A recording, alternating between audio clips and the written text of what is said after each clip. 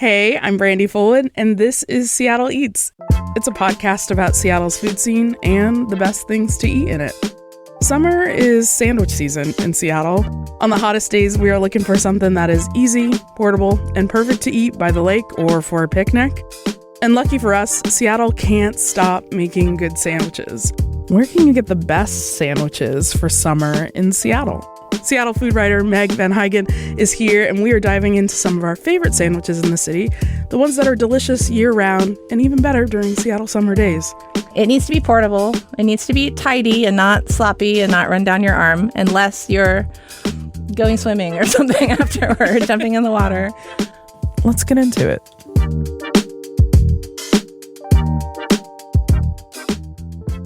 Hello, Meg. Thank you for coming in. Thanks for having me. I'm excited to be here. I didn't invent this take, but Seattle is a sandwich city, right? I think the banh mi, Dungeness crab rolls of it all, the boar's head staples with sports team themed sauces.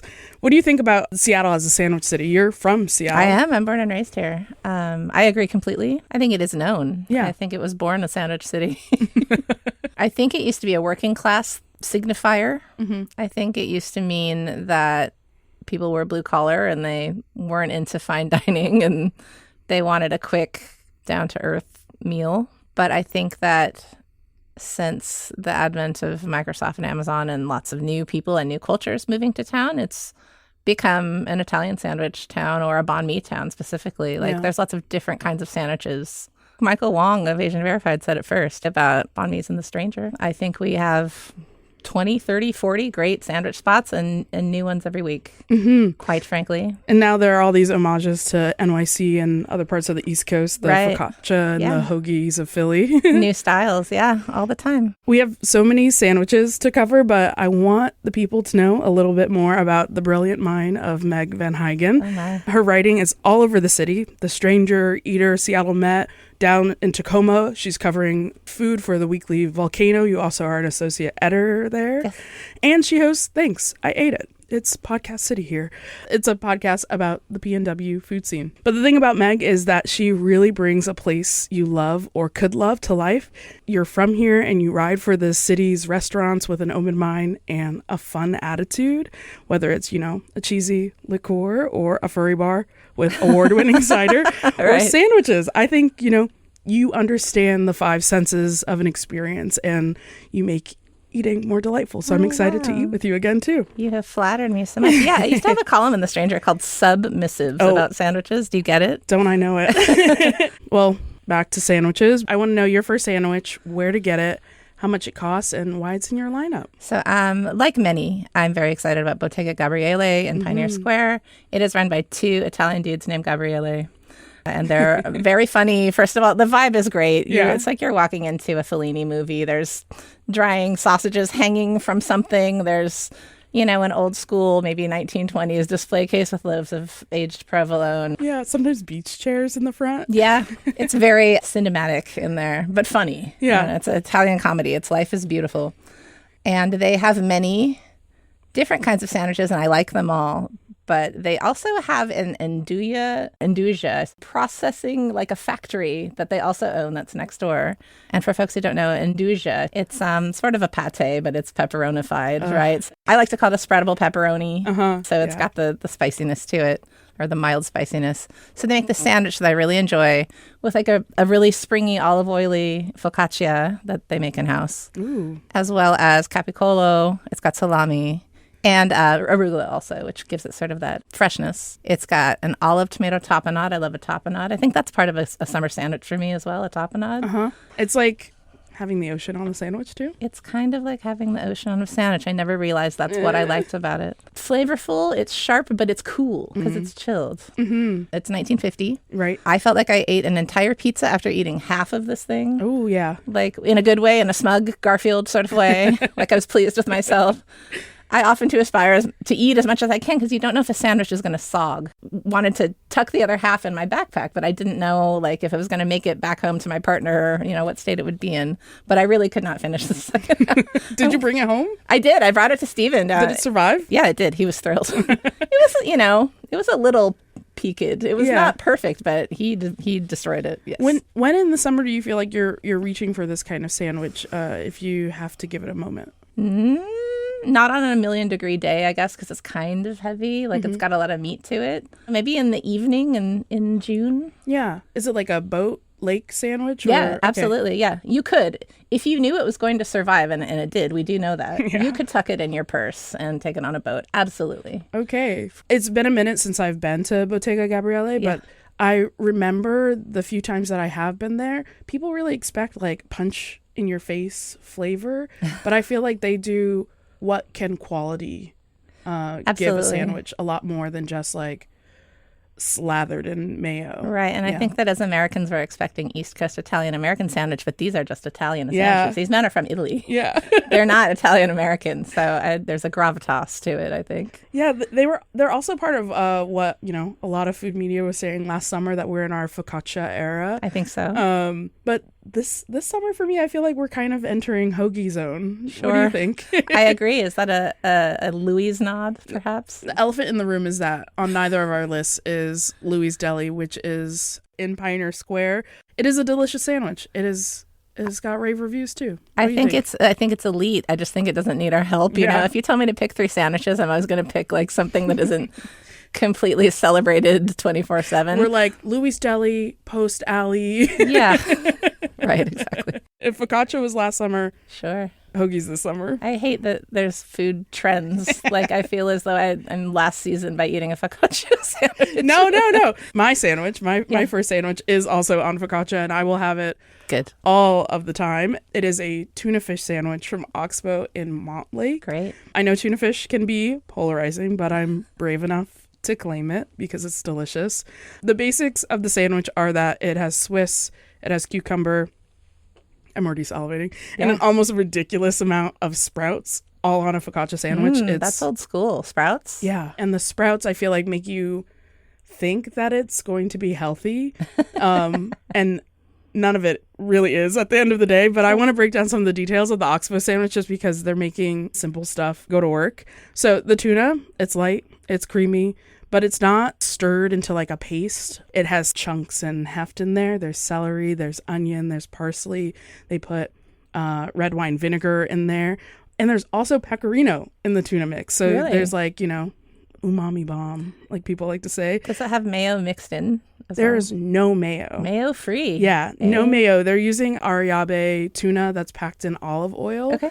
And so then they just use that olive oil stirred in. Okay. And so it's still got like buttery richness, but not from a creamy mayo, Got it. Are you pro mayo or anti mayo in your tuna sandwich? I'll do both. Okay. Sometimes I'll like really freak it and use creme fraiche because I like to splurge. Sure, understandable. But the bread, obviously, Oxbow is in the Seawolf family, so they're using a focaccia that they make. So it's like super fluffy on the inside, and then it's got those big pockets and air bubbles in there. So it's great, true, very salty. The Swiss adds a little bit of sweetness and maybe like a protective layer. You know how you can make a tuna sandwich at home and then all of the tuna just spits out.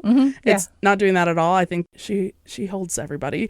And then the cucumbers are adding that crunch, the sprouts, savory, fresh tendril bits. I'm really interested in the sandwich because I don't often see sprouts on sandwiches lately. My mom used to put sprouts on sandwiches in 1982 or whatever, and we kind of thought they were gross, and now I'm craving it because it's so fresh. My mom was always on a diet, and she's like, we need sprouts, and we need like calorie-free filler on our sandwich. Spinach tortilla wraps. Right. Oh, God, don't get me started. Alfalfa sprout summer. Yes. Yeah. Well, do you want to tell us about your second pick? Sure. My second pick is Lyon's Grocery, which is the oldest of schools. It's been there at least since the early 80s. I grew up on the south side of the Aurora Bridge, which I jokingly call the Canlis district of Seattle. Basically the highway 99. The suburbs of Seattle. And so, and so me and my northern Queen Anne siblings would go to Lyon's on Dexter and just get these regular ass sandwiches. I'm imagining like the dusty 1950s, like in Stand By Me or something. They were solid. They were classic. The owner was doing a New York City thing. I don't think we were aware of that at the time. We were like, these are just classic sandwiches. Yeah. Like they're a little better than the ones we make at home. And we would take them on boats. So we'd go Appallingly, we used to go swimming in the Fremont Canal, which I can't imagine. You couldn't pay me to do that now. But my favorite then and now is the turkey sandwich. Yeah. It's called a Turkey Delight. It has a special name. The Turkey Delight at Lyon's Grocery is $12, $13, something around there. It contains mayonnaise, deli mustard, cracked pepper mill turkey. They're very specific about that. Okay. It's not just pepper turkey, not just cracked pepper. Yeah. It's from the pepper mill, folks. And it's on wheat bread. There's lettuce, tomato. I think you could add Mama Lil's peppers like that. It's a deli, so you can make it bespoke. I like to add cucumber slices. Oh, okay. I always enjoy cucumber, especially in the summer. I think it's pickles for the winter and cucumbers for the summer. Yes. But it's just it's like a cartoon. It's like an emoji of a sandwich, It's just, there's nothing fancy to it. Now, they have more fancy styles there, but I like that really stalwart turkey sandwich. It's got flavor to it. It's tidy. It's another purse tucker, It's another, you can just grab it. It's like a football. Yeah. I like that it's customizable too if you're feeling a little fancy. Yeah, I mean, you're really like tapping into the fact that this is like a classic deli corner store spot, which this owner Juan Williamson does all over the city. I want to know like more about how you went to this place. Why do you love Lyon's Deli so much? I like the vibe. I like that they're not trying to be competitive or pretentious, or it's just really, my partner would say, it's normal in here. They're not aspiring to impress. Yeah.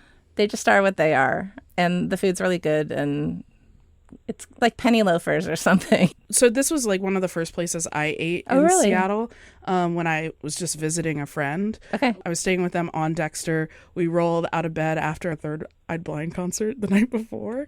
And they were like, let's just get Lyon's. It's right there. Yeah. And it was just steps away. It honestly feels like a kind of sandwich that I don't even really have a memory of. It's a sandwich. It's an emoji sandwich. Like, it's just like, let's just get Lyon's. Like, it's there for you.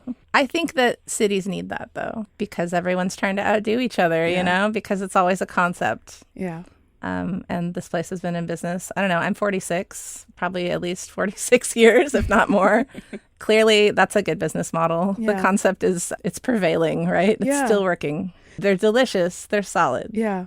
They're timeless. Yeah. I want to stay in the same neighborhood for my next pick and talk about Stacked, which is inside of Montana, Badlands Bar in Lower Queen Anne. This is a new setup from chef Sarah Monson. The stuff she's got going on at Montana, I think, is pretty slamming. I had 2 sandwiches here, but the one that I'll reach for again is the classic grinder. I think it is very good. It's salami, mortadella, provolone, pistachio pesto, so a pesto that I can eat because I'm allergic to pine nuts, Calabrian mayo, red onion, shreddis, oregano vinaigrette, and it's on a macrina hoagie. So again, kind of classic, a little local. I really like that this is more of in the world of Italian sandwiches, a Tuscany type of flavor. It's more herby, it's more buttery. Everything just gels well. Like, I wouldn't mind an extra side of that oregano vinegar, but I always want more acid and salt, so that's just me. Yeah. This sandwich is about $16, and it's at a bar. Like, Sarah is another one of those chefs that is like, I want to feed the punks. For some reason, the punks they're preparing for something. When you said Shreddis, I'm like, we need to start a band called Shreddis. A of all. Let's do it. B of all, I want to feed the punks is yes. an album title. Completely. I want to feed the punks by Shreddis. I love it. This is in Montana Badlands, not Montana on the Hill. Yes, so exactly. It's on Lower Queen Anne. Okay. Yeah. I mean, you can see Sif from outside of Montana Badlands. So that's probably why I'll be over there this summer is like, well, you could spend all of your time at the lake or on a boat if you have one. I'm open to be on your boat if you're listening. Any boats listening right now? Any boats out there, I will take you up on your offer on a nice, beautiful day. But I will probably be at the movie theater. And so this feels like another like sort of summer vibe for me of like, what do we want to do after the movies? We could go to Montana Badlands and have a nice little summer herby sandwich. Yeah, you sure could. Yeah. Probably go over there maybe even tonight. Ooh. What do you feel about like a more herby sandwich? I'm into it. Like a salad sandwich. Yeah. Like, perfect for summer. Yeah. You don't have preferences around that kind of flavor, do you? I'm not trying to fight with anyone. I like all sandwiches. That's not true at all. I don't like all sandwiches. I feel like I I really want to like more veggie sandwiches, but I don't think people who like vegetables are usually making veggie sandwiches. I'm always striving for a beautiful, maybe like a Middle Eastern vibe veggie sandwich with baba ganoush or something. Yeah, I like a carrot, cauliflower. Yes. Oh. Putting some za'atar in there. Yeah. Brendan McGill at Cafe Hitchcock, the one that just closed in downtown Seattle, made a burrata sandwich that was veggie, but it had creamy burrata. And now he's only on Bainbridge Island. He doesn't serve that burrata there, but he does have a very, very good pastrami. It's definitely summer if you get on the ferry. Yeah, for sure. Well, speaking of traveling a little further out of the city for a sandwich, do you want to tell us about your third pick? Now we're in the actual suburbs. Queen Anne is in the middle of the geographic center of the city. It was a joke. I'm sensitive to being called from the suburbs, apparently. That's just me. That's on me. Now we're out in Lynnwood, which is definitely the suburbs. And I like a spot called LASA, Sandwiches and Pearls. I haven't been there. It's on the highway. It's Filipino owned. I'm trying to think of every single sandwich is Filipino, but it's Filipino inspired for sure. Some of it is just classic Filipino dishes on a sandwich. And the one that I am obsessed with is the lechon kawali roll. So lechon is roast suckling pig specifically. It's crispy pork belly. It's got a sweet soy sauce based glaze. It's got shreddis. And it's got a bird's eye chili sort of herb like garnish sort of chopped up together, commingled mix, and it's on a hoagie bun. I could eat 15 of these in a row. There's so much pork, and they deep fry it just lightly, just a little tiny bit, so like all of the surface of the pork turns to bacon. It's incredible. And the size of it, there's like 4 slabs of pork belly, and they're thick. Yes. They're generous. The fat's just fragile and crystallized, and then it liquefies when you bite into it. It just melts away. It makes you kind of want to pass out with delight and delition, whatever the noun form of deliciousness is.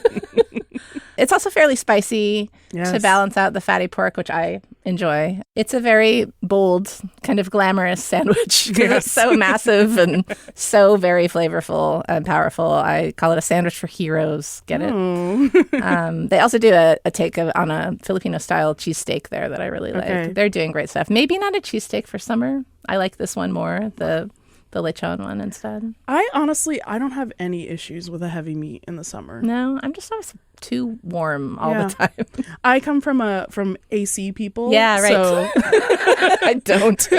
It's a lifestyle I'd like to adopt as it gets warmer and warmer here in Seattle. Exactly. Yeah. Well, what's the vibe like in LASA? It's pretty small. It's takeout. I mean, they have a couple tables, but it's takeout. It's fast service. You could certainly hang out there, but I think most people opt to take it to go. Yeah.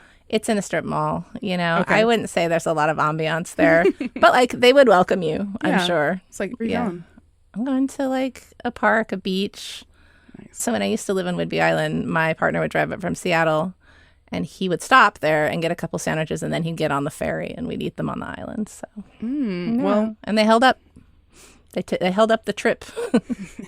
So that just, to me, felt like a perfect segue to tell you about my wild card of a sandwich, leaving Seattle and going somewhere else. Yeah. This is a day trip option for a lot of folks listening that I have to do every summer. It's Greenbank, Pantry, and Deli on Whidbey Island. Mm-hmm. They have a lot of great sandwiches, but I really like their prosciutto mozz sandwich. Okay. It's on their house-baked semolina roll. It's $13.50, so, cheaper option, but you do have to work for it. You have to go and pay that. Yeah, you have to go there. pay that gas.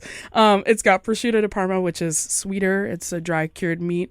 There's fresh mozzarella, which manages to be squeaky and creamy. And then there's just, for me, lots of zing and freshness from the roasted peppers, the arugula, the oil, and balsamic. Like you were saying, that the brininess part of the ocean. I also think like that salt air in a sandwich, capturing that is also really delicious. To me, I think the sandwich is beautiful. It's simple. It's wonderful. But I have some advice if you're going to go and get it. The sandwiches peak after doing something. You could pick it up from Greenbank after a romp around Double Bluff or Ebby's Landing or something. Yeah. It's not soggy. It's like perfect happy marriage. And you can take it, like you could take it down to Langley and watch whales or something like that. Absolutely. I'm ringing that bell. I'm waiting for my sandwich to get acquainted with itself. Ringing that bell, yeah. For people who may not know, there's a giant bell in, quote, downtown Langley, which is, 6 blocks? And if you see a whale, you're supposed to ring the bell so that the whole town can run and go look at the whale. And honestly, there are so many kids down there, they're ringing it anyway. I know. Yes, there are. Call ahead. Yes. Probably before you get on the ferry or before you get into that zone where the cell service drops out. At least an hour before you want it, because they're also small. They get a lot of calls for sandwiches. Even when it's not summer, they're busy. So I think they just, they're popular. So you call ahead, and you pick it up, and you enjoy it, and you have the best summer ever. As a sandwich lover, I'm now flooded with memories of all the best sandwiches on Whidbey Island. So bring me back for a separate show on that. We're not at a loss for good sandwiches. Yeah, we're flooded here in Seattle. Meg van Huygen is a food writer in Seattle, and she hosts Thanks, I Ate It. It's a podcast about the PNW food scene. Check it out. Thanks for coming in. Thanks so much, Brandi. This was a party. That is it for today. We have a list of all of the sandwiches we talked about in the description of this episode. Seattle Eats is hosted by me, Brandi Fullwood, and you can get in touch with me at seattleeats@kuow.org. You can tell me about your favorite sandwich in the city. Maybe we didn't talk about it. If there's something on your mind, though, about the Seattle food scene, a funny story, a pitch for your go-to spot to eat one of those beautiful sandwiches in the city, we have a voicemail box set up for you to call us at 206-543-8510. The show is produced by me and Jonathan Chang. It's also edited by Jim Gates. Seattle Eats is a proud member of the NPR network. You can find more and support the show at kuow.org/eats. All this information, if you're looking for it, is in the description of the show. Alrighty, talk soon.